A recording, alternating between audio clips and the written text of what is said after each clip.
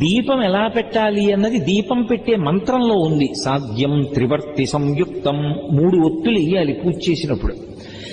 3 జ్యోతులు వెలుగుతూ ఉండాలి పూజ జరుగుతూ ఉండగా. ఇండ్లు వృద్ధిలోకి రావాలి అని యజమాని కోరుకుంటాడు కాబట్టి ఆ 3 జ్యోతులు తూర్పు ముఖంగా వెలుగుతూ ఉండాలి. ఇంకొక ముఖాన్ని చూడకూడదు, తూర్పు ముఖంగా వెలగాలి. 3 జ్యోతులు వెలుగుతున్నప్పుడు దీపం వెలిగించగానే అది మంగళ దీపం, అది ఈశ్వర స్వరూపం బ్రహ్మ. దీపం ఎలా పెట్టాలి అన్నది దీపం పెట్టే మంత్రంలో ఉంది. సాధ్యం త్రివర్తి సంయుక్తం, 3 ఒత్తులు ఇయ్యాలి పూజ చేసినప్పుడు. 3 జ్యోతులు వెలుగుతూ ఉండాలి పూజ జరుగుతూ ఉండగా. ఇండ్లు వృద్ధిలోకి రావాలి అని యజమాని కోరుకుంటాడు కాబట్టి ఆ 3 జ్యోతులు తూర్పు ముఖంగా వెలుగుతూ ఉండాలి.